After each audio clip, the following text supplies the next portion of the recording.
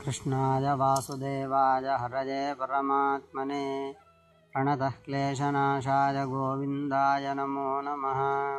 खट्वांगो नाम राजर्षिः ज्ञात्वा यत्तामिहायुषः मुहूर्तात् संगमुत्सृज्य गतवान् अभयं हरिं। तवाप्येतर्हि कौरव्य सप्ताहं जीवितावधिः उपकल्पय तत्सर्वं यत्तावत् सांपरायिकम्। हा श्लोक द्वितीय स्कंधामध्ये प्रथमाध्यायामध्ये 13-14 श्लोक आहेत. प्रसंग म्हणले तर शुकाचार्याने परीक्षित महाराजांना उद्देशून म्हणतात, हे परीक्षित महाराजा, पूर्वकाळामध्ये खट्वांग नावाचा एक राजर्षी होते. तर त्यांच्या अंत्यकालामध्ये म्हणजे त्यांना घटिकाद्वी म्हणजे एक मुहूर्त वेळ असताना त्यांचा आयुष्यदार संपवते असा त्यांना जेव्हा समजला होता, त्या संदर्भात फक्त मुहूर्तामध्ये हे संगमुत्सृज्य सगळे सोडून अभयं हरिं गतवान मोक्षप्रद असलेले परमात्माच्या शरणामध्ये गेला असं म्हणून आपण ऐकतो.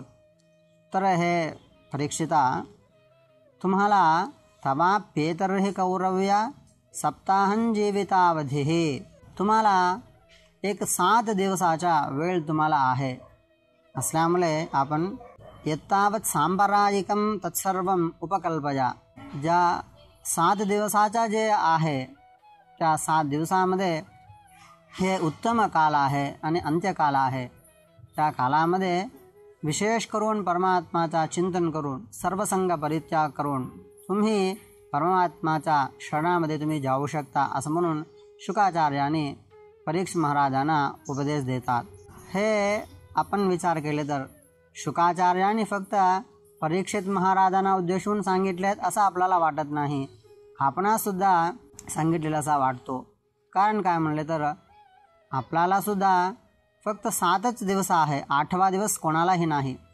असल्यामुळे शुकाचार्यांच्या वचनानुसार परमात्माचा चिंतन आपण विशिष्ट करून परमात्माच्या शरणामध्ये जावा असून शुकाचार्यांचा अभिप्राय असावा. श्रीकृष्णार्पणमस्तु.